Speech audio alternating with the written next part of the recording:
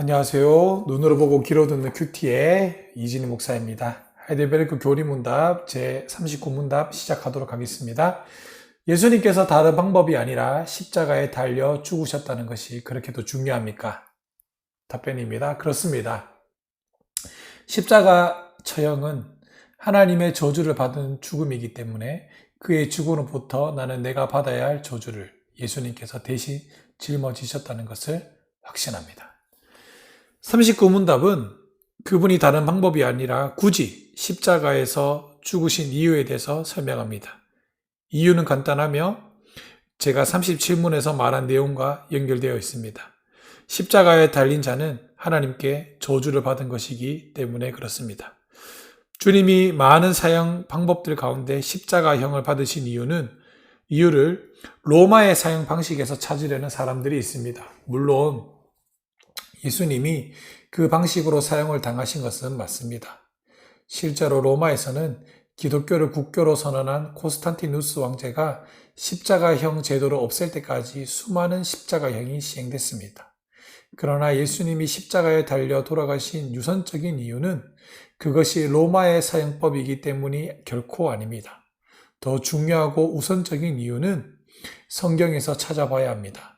갈라디아서 3장 13절 말씀은 왜 예수님이 십자가형을 당하셔야만 했는지를 우리에게 가르쳐 줍니다. 제가 읽어드리겠습니다. 그리스도께서 우리를 위하여 저주를 받은 바 되서 율법의 저주에서 우리를 속량하셨으니 기록된 바 나무에 달린 자마다 저주 아래에 있는 자라 하였습니다. 아멘. 그렇습니다. 중요한 이유는 여기에 있습니다. 당시에는 통상적으로 십자가형을 받는 몇 가지 경우가 있었습니다. 첫 번째, 로마의 시민의 경우 반역에 준하는 죄를 지었을 때. 두 번째, 식민지인 죄송합니다. 경우 연결에 살인에 문제가 준하는 생겼습니다. 죄를 지었을 잠시 때. 후에 세 다시 번째, 시도해 주십시오. 노예의 경우 탈주하다가 잡혔거나 그에 준하는 죄를 지었을 때. 예수님은 당시 로마의 식민지 치하의 국민이었기 때문에 살인에 준하는 죄를 지었을 때만 십자가형의 대상이 됩니다. 하지만 그분은 살인죄를 지은 것이 아니므로 십자가형의 대상이 아니었습니다. 그분 아니라 빌라도가 예수님의 무죄를 선언했으므로 사실상 예수님은 로마의 사형법대로 처형당할 이유가 전혀 없었습니다.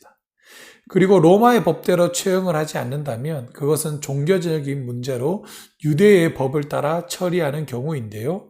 로마는 많은 경우에 피지배민족의 종교를 큰 무리가 없을 때 인정해주는 경향이 있었기 때문에 종교적인 문제로 인한 사형은 사내들인 공회에 맡겨졌습니다. 그런데 유대인들은 통상적인 사형의 방식은 돌로 쳐서 죽이는 것입니다. 실제로 예수님은 공생의 기간 동안 자신을 돌로 치려는 상황을 맞이하신 적이 있었습니다. 바울은 같은 제목으로 여러 번 돌로 침을 당한 것 같았다라는 성경에 기록되어 있는 말씀도 있습니다. 그런데도 예수님은 십자가형을 당했다는 것이죠. 하나님이 그렇게 정하셨기 때문이요. 성경의 말씀을 이루기 위해서입니다. 나무에 달린 자는 하나님으로부터 저주를 받은 자이기 때문에 예수님은 십자가형을 당하셨습니다. 다시 말하자면 누군가가 나무에 달려 죽었다면 그 사람을 보는 이스라엘 사람들 모두가 저 사람은 하나님께 저주를 받아 죽었군 이라고 하기 때문에 그렇다는 것입니다. 그러므로 예수님의 처형 방식이 십자가형, 즉 나무에 달려 죽으신 죽음의 이유는 명백히 다른 이유에 있지 않고 자신의 죽음이 하나님의 저주로 말미암아 죽은 것을 보여주는 대목이라는 것입니다.